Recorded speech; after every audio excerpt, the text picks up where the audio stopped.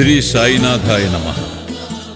శ్రీ సాయి సచ్చరిత్రము 43-44 అధ్యాయములు. బాబా సమాధి చెందుట. సన్నాహము, సమాధి మందిరము, ఇటుకురాయి విరుగుట, 72 గంటల సమాధి, జోగు యొక్క సన్యాసము, అమృతము వంటి బాబా పలుకులు.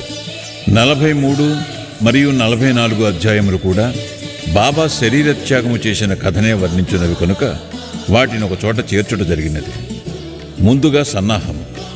హిందువులలో ఎవరైనా మరణించుటకు సిద్ధముగానున్నప్పుడు మత గ్రంథములు చదివి వినిపించుట సాధారణ ఆచారం. ఏలన ప్రపంచ విషయముల నుండి అతని మనస్సును మరలించి భగవత్ విషయములందు లీనమునర్చినచో అతడు పరమును సహజముగాను సులభముగాను పొందును. పరీక్షన్ మహారాజు బ్రాహ్మణ ఋషిబాలునిచే శపింపబడి వారము రోజులలో చనిపోవుటకు సిద్ధముగా ఉన్నప్పుడు గొప్ప యోగియగు శుకుడు భాగవత పురాణమును ఆ వారములో బోధించాను. ఈ అభ్యాసము ఇప్పటికిని అలవాటులో ఉన్నది. చనిపోవుటకు సిద్ధముగానున్న వారికి గీత, భాగవతము మొదలగు గ్రంథములు చదివి వినిపించెదరు. కాని బాబా భగవంతుని అవతారమొకటిచే వారికట్టిది అవసరము లేదు. కాని బాబా ఇతరులకు ఆదర్శముగా నుండుటకు ఈ అలవాటును పాటించేది. త్వరలోనే దేహత్యాగము చేయనున్నామని తెలియగానే వారు వజేయను నాతని పిలిచి రామవిజయమును గ్రంథమును పారాయణ చేయమనిరి. అతడు వారములో గ్రంథమును ఒకసారి పఠించాను. తిరిగి దానిని చదువుమని బాబా ఆజ్ఞాపించగా అతడు రాత్రింబవళ్ళు దానిని చదివి 3 దినములలో 2వ పారాయణము పూర్తి చేశాను. ఈ విధముగా 11 దినములు గడిచాను. అతడు తిరిగి 3 రోజులు చదివి అలసిపోయాను. బాబా అతనికి సెలవిచ్చి పొమ్మనెను. బాబా నెమ్మదిగా నుండి ఆత్మానుసంధానములో మునిగి చివరి క్షణముకై ఎదురు చూచుచుండిరి. 2-3 దినములు ముందు నుండి బాబా గ్రామము బయటకు పోవుట, భిక్షాటనము చేయుట మొదలుగునవి మాని మసీదులో కూర్చుండిరి. చివరి వరకు బాబా చైతన్యముతో నుండి అందరికీ ధైర్యముగా నుండుడని సలహా ఇచ్చిరి. వారెప్పుడు పోయేదరో ఎవరికీ తెలియనేయలేదు. ప్రతిదినము కాకాసాహెబ్ దీక్షిత్, శ్రీమాన్ బూటీయు వారితో కలిసి మసీదులో భోజనము చేయుచుండెడివారు. ఆనాడు అనగా 1918 అక్టోబర్ 15వ తారీఖు హారతి పిమ్మట వారిని వారి వారి బసలకు పోయి భోజనము చేయమనిరి. అయినను లక్ష్మీబాయి షిందే, బాగోజీ షిందే, బయాజీ, లక్ష్మణ్ బాలా సింపి, నానాసాహెబ్ నిమోన్కర్ అక్కడనే యుండిరి. దిగువ మెట్ల మీద శ్యామ కూర్చుని యుండెను. లక్ష్మీబాయి షిందేకు 9 రూపాయలను దానము చేసిన పిమ్మట బాబా తనకు ఆ స్థలము బాగా లేదనియు అందుచేత తనను రాతితో కట్టిన బూటీ మేడలోనికి తీసుకుని పోయిన అతడ బాగుగా నుండుననియు చెప్పాను. ఈ తుది పలుకులాడుచు బాబా బయాజీ తాత్యాకోతేపై ఉరిగి ప్రాణములు విడిచెను. బాగోజీ దీనిని కనిపెట్టి దిగువ కూర్చునియున్న నానాసాహెబ్ నిమోన్కర్కు ఈ సంగతి చెప్పాను. నానాసాహెబ్ నీళ్లు తెచ్చి బాబా నోటిలో పోశాను. అవి బయటికి వచ్చాను. అతడు బిగ్గరగా "ఓ దేవా" అని అరిచాను. అంతలో బాబా కండ్లు తెరిచి మెల్లగా "ఆ" అనెను. బాబా తన భౌతిక శరీరమును విడిచిపెట్టెనని తేలిపోయాను. బాబా సమాధి చెందెనను సంగతి షిరిడీ గ్రామములో కార్చిచ్చువలే వ్యాపించాను. ప్రజలందరూ, స్త్రీలు, పురుషులు, బిడ్డలు మసీదుకు పోయి ఏడ్వసాగిరి. కొందరు బిగ్గరగా ఏడ్చిరి, కొందరు వీధులలో నేర్చుచుండిరి, కొందరు తెలివి తప్పిపడిరి. అందరి కండ్ల నుండి నీళ్లు కాలువల వలె పారుచుండెను. అందరూ విచారగ్రస్తులయ్యిరి. కొందరు సాయిబాబా చెప్పిన మాటలు జ్ఞాపకము చేసుకున్న మొదలిడిరి. మునుముందు 8 ఏండ్ల బాలునిగా ప్రత్యక్షమయ్యేదనని బాబా తమ భక్తులతో చెప్పిరని ఒకరనిరి. ఇవి యోగీశ్వరుని వాక్కులు గనక ఎవ్వరునూ సందేహింపనక్కరలేదు. ఏలన కృష్ణావతారములో శ్రీ మహావిష్ణువు ఈ కార్యమే వనర్చెను. సుందర శరీరముతో ఆయుధములు గల చతుర్భుజములతో శ్రీకృష్ణుడు దేవకీదేవికి కారాగారమున 8 ఏండ్ల బాలుడుగానే ప్రత్యక్షమయ్యను. ఆ అవతారమున శ్రీకృష్ణుడు భూమి భారము తగ్గించెను. ఈ సాయిబాబా అవతారము భక్తులను ధరించుటకై వచ్చినది కనుక సంశయింప కారణమేమున్నది? యోగుల జాడలు అగమ్యగోచరములు. సాయిబాబాకు తమ భక్తులతోడి సంబంధము ఈ యొక్క జన్మతోడిదే కాదు, అది కడచిన 72 జన్మల సంబంధము. ఇట్టి ప్రేమబంధములు కలిగించిన సాయిబాబా మహారాజు ఎచ్చటికో పర్యటనకై పోయినట్లు అనిపించుట వలన వారు శీఘ్రముగానే తిరిగి ఒత్తురను దృఢ విశ్వాసము భక్తులకు కలదు. బాబా శరీరము ఎట్లు సమాధి చేయవలనన్న విషయము గొప్ప సమస్య ఆయను. కొందరు మహమ్మదీయులు బాబా శరీరమును ఆరుబయట సమాధి చేసి దానిపై గోరీ కట్టవలనని. కుషాల్ చందు, అమీర్ శక్కర్ కూడా ఈ అభిప్రాయమునే వెలిబుచ్చిరి.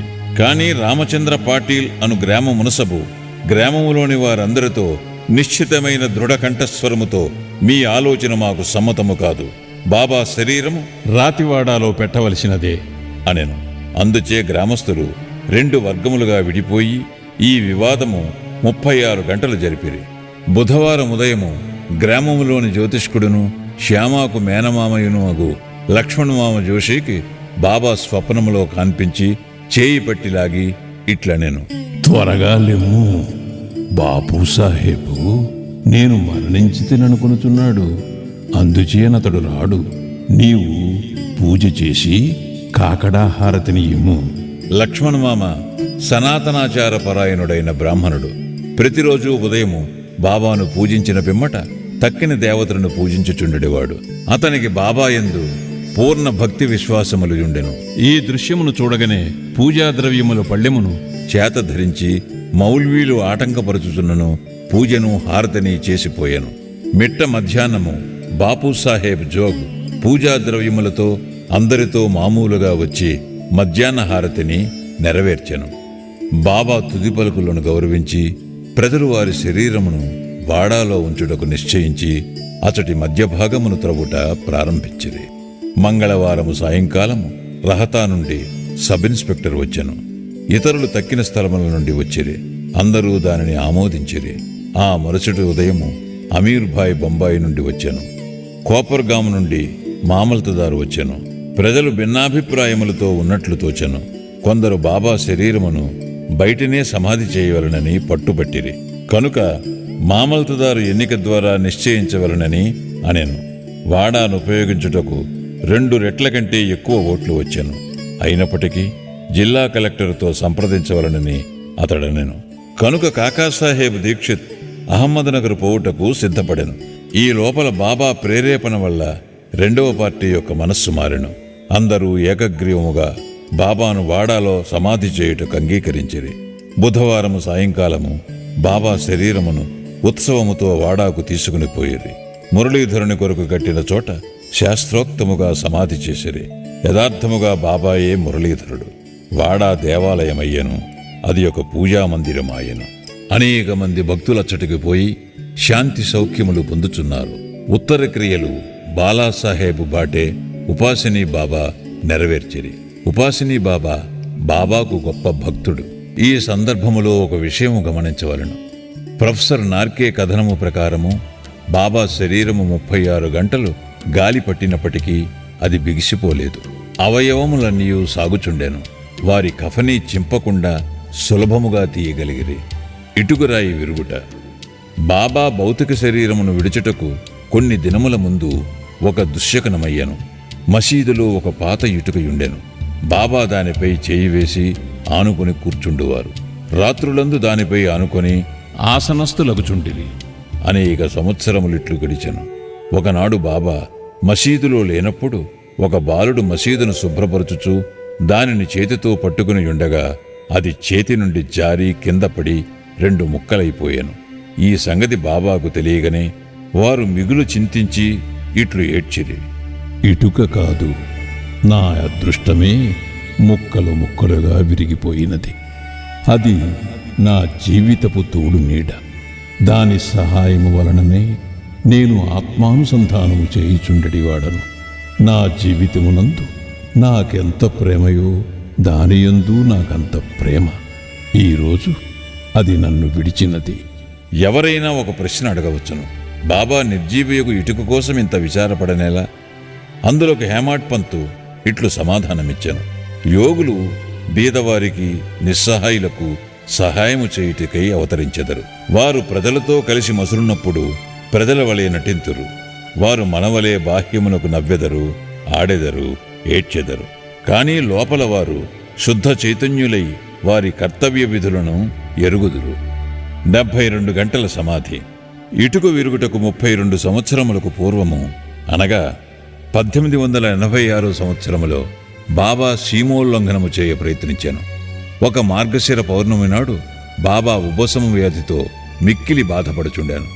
దానిని తప్పించుకున్నట్టుకై బాబా తన ప్రాణమును పైకి తీసుకుని పోయి సమాధిలో ఉండవలననుకొని భక్త మహల్సాపతితో ఇట్లనిరి: నా శరీరమును 3 రోజుల వరకు కాపాడుము. నేను తిరిగి వచ్చినట్లయినా సరే, లేని ఎడల నా శరీరమును ఎదురుగా ఉన్న ఖాళీ స్థలములో పాతిపెట్టి గుర్తుగా 2 జెండాలను పాతుము అని స్థలమును చూపిరి. ఇట్లనుచూ రాత్రి 10 గంటలకు బాబా క్రింద కూలెను. వారి ఊపిరి నిలిచిపోయాను. వారి నాడి కూడా ఆడకుండెను. శరీరములో నుండి ప్రాణము పోయినట్లుండెను. ఊరి వారందరూ అచ్చట చేరి న్యాయ విచారణ చేసి బాబా చూపిన స్థలములో సమాధి చేయుటకు నిశ్చయించిరి. కాని మహల్సాపతి అడ్డగించెను. తన ఒడిలో బాబా శరీరమునుంచుకొని 3 రోజులట్లే కాపాడుచూ కూర్చుండెను. 3 దినముల పిమ్మట తెల్లవారుజామున 3 గంటలకు బాబా శరీరములో ప్రాణమున్నట్లు కనిపించెను. ఊపిరి ఆడ ఆరంభించెను. కడుపు కదలెను. కండ్లు తెరచెను. కాళ్ళు చేతులు సాగదీచు బాబా లేచెను. దీనిని బట్టి చదువరులు ఆలోచించవలసిన విషయమేమనా, బాబా 3 మూరల శరీరమా లేక లోపలనున్న ఆత్మయ? పంచభూతాత్మకమగు శరీరము నాశనమగు. శరీరము అశాశ్వతము గాని లోనున్న ఆత్మ పరమ సత్యము, అమరము, శాశ్వతము. ఈ శుద్ధ సత్తాయే బ్రహ్మము. అదే పంచేంద్రియములను మనస్సును స్వాధీనమందుంచుకున్నది, పరిపాలించున్నది. అది ఏ సాయి. అది ఏ ఈ జగత్తునందు గల వస్తువులన్నిటి యందు వ్యాపించియున్నది. అది లేని స్థలము లేదు. అది తాను సంకల్పించుకున్న కార్యమును నెరవేర్చుటకు భౌతిక శరీరము వహించాను. దానిని నెరవేర్చిన పిమ్మట శరీరమును విడిచెను. సాయి ఎల్లప్పుడూ ఉండువారు. అట్లనే పూర్వము గాణుగాపురములో వెలసిన దత్తదేవుని అవతారమగు శ్రీ నరసింహ సరస్వతియు వారు సమాధి చెందుట బాహ్యమునకే గాని సమస్త చేతనాచేతనములందు కూడా ఉండి వానిని నియమించువారును పరిపాలించువారును వారే. ఈ విషయము ఇప్పటికిని సర్వస్య శరణాగతి చేసిన వారికిని మనస్ఫూర్తిగా భక్తితో పూజించు వారికిని అనుభవనీయమైన సంగతి. ప్రస్తుతము బాబా రూపము చూడ వీలు లేనప్పటికీ మనము షిరిడీకి వెళ్ళినచో వారి జీవితమెత్తు పటము మసీదులోనున్నది. దీనిని శ్యామరావు జైకర్ అను గొప్ప చిత్రకారుడును బాబా భక్తుడను వ్రాసియున్నాడు. భావుకుడు భక్తుడునైన ప్రేక్షకునికి ఈ పటము ఈనాటికినీ బాబాను భౌతిక శరీరముతో చూచినంత తృప్తి కలుగు చెయ్యను. బాబాకు ప్రస్తుతము భౌతిక శరీరము లేనప్పటికీ వారక్కడనే కాక ప్రతి చోటను నివసించుచు పూర్వము వలనే తమ భక్తులకు మేలు చేయుచున్నారు. బాబా వంటి యోగులు ఎన్నడూ మరణించరు. వారు మానవులోలే కనిపించినను నిజముగా వారే దైవము. బాపూసాహెబ్ జోగు సన్యాసము. జోగు సన్యాసము పుచ్చుకొనిన కథతో హేమాడ్ పంతు ఈ అధ్యాయమును ముగించుచున్నారు. సఖారాం హరి ఉరఫ్ బాపూసాహెబ్ జోగ్ పూణే నివాసియకు సుప్రసిద్ధ వార్కరి విష్ణుబువా జోగ్ గారికి చిన్నాయన. 1909వ సంవత్సరమున సర్కారు ఉద్యోగము నుండి విరమించిన తరువాత భార్యతో షిరిడీకి వచ్చి నివసించుచుండెను. వారికి సంతానము లేకుండెను. భార్యాభర్తలు బాబాను ప్రేమించి బాబా సేవయందే కాలమంతయు గడుపుచుండెరి. మేఘశ్యాముడు చనిపోయిన పిమ్మట బాపూసాహెబ్ జోగ్ మసీదులోనూ చావడిలోనూ కూడా బాబా మహాసమాధి పొందు వరకు హారతి ఇచ్చుచుండెను. అదీనుగాక ప్రతిరోజు సాఠేవాడాలో జ్ఞానేశ్వరియు ఏకనాథ భాగవతమును చదివి వినవచ్చిన వారందరికీ బోధించుచుండెను. అనేక సంవత్సరములు సేవ చేసిన పిమ్మట జోగ్ బాబాతో, నేనిన్నాళ్ళు నీ సేవ చేసి తిని నా మనస్సు ఇంకనూ శాంతము కాలేదు. యోగులతో సహవాసము చేసినను నేను బాగు కాకుండుటకు కారణమేమి? ఎప్పుడు కటాక్షించెదవు అనెను. ఆ ప్రార్థన విని బాబా, కొద్ది కాలములో నీ దుష్కర్మల ఫలితము నశించును, నీ పాపపుణ్యములు భస్మమగును. ఎప్పుడు నీవు అభిమానమును పోగొట్టుకుని మోహమును రుచిని జయించెదవో, ఆటంకములన్నిటినీ కడచెదవో, హృదయపూర్వకముగా భగవంతుని సేవించుచు సన్యాసమును పుచ్చుకొనదెవో, అప్పుడు నీవు ధన్యుడు అయ్యెదవు అనిరి. కొద్ది కాలము పిమ్మట బాబా పలుకులు నిజమాయెను. అతని భార్య చనిపోయాను. అతనికి ఇంకొక అభిమాని మీదియు లేకుండటచే అతడు స్వేచ్ఛాపరుడై సన్యాసమును గ్రహించి తన జీవిత పరమావధిని పొందెను. అమూర్తతుల్యమగు బాబా పలుకులు. దయాదాక్షిణ్యమూర్తియగు సాయిబాబా పెక్కుసారుడు మసీదులో ఈ దిగువ మధురవాక్యములు పలికిరి. ఎవరైతే నన్ను ఎక్కువగా ప్రేమించెదరో వారు ఎల్లప్పుడూ నన్ను దర్శించెదరు. నేను లేక ఈ జగత్తంతయు వారికి శూన్యము. నా కథలు తప్ప మరేమియూ చెప్పడు. సదా నన్నే ధ్యానము చేయును. నా నామమునే ఎల్లప్పుడూ జపించుచుండును. ఎవరైతే సర్వస్వ శరణాగతి చేసి నన్నే ధ్యానింతురో వారికి నేను రుణస్థుడను. వారికి మోక్షమునిచ్చి వారి రుణము తీర్చుకొనెదను. ఎవరైతే నన్నే చింతించుచు నాగూర్చియే దీక్షతో నుందురో, ఎవరైతే నాకర్పించనిదే ఏమీయూ తినరో అట్టి వారిపై నేను ఆధారపడి యుందును. ఎవరైతే నా సన్నిధానమునకు వచ్చెదరో వారు నది సముద్రములో కలిసిపోయినట్లు నాలో కలిసిపోదురు. కనుక నీవు గర్వము అహంకారము లేశమైన లేకుండా నీ హృదయములో ఉన్న నన్ను సర్వస్వ శరణాగతి వేడవలెను. నేననగానెవ్వరో సాయిబాబా ఎన్నోసార్లు బోధించిరి. వారిట్లనిరి: నన్ను వెతుకుటకు నీవు దూరముగా కాని మరెచ్చటికీ గాని పూనక్కరలేదు. నీ నామము నీ ఆకారము విడిచినచో నీలోనే గాక అన్ని జీవులలోనూ చైతన్యము లేదా అంతరాత్మయని ఒకటుండును. అదే నేను. దీనిని నీవు గ్రహించి నీలోనే కాక అన్నిటిలోనూ నన్ను చూడుము. దీనిని నీవు అభ్యసించినచో సర్వవ్యాపకత్వం అనుభవించి నాలో ఐక్యము పొందెదవు. హేమాడ్ పంతు చదువరులకు ప్రేమతో నమస్కరించి వేడునదేమనగా, వారు వినయ విధేయతలతో దైవమును, యోగులను, భక్తులను ప్రేమింతురుగాక. బాబా పెక్కుసారులు: ఎవరైతే ఇతరులను నిందించెదరో వారు నన్ను హింసించిన వారగుదురు. ఎవరైతే బాధలనుభవించెదరో ఓర్చుకొందురో వారు నాకు ప్రీతి గూర్చెదరు అని చెప్పిరి కదా. బాబా సర్వవస్తు జీవ సముదాయములో ఐక్యమయ్యున్నారు. భక్తులకు నలుప్రక్కలా నిలిచి సహాయపడెదరు. సర్వజీవులను ప్రేమించుట తప్ప వారు మరేమియూ కోరరు.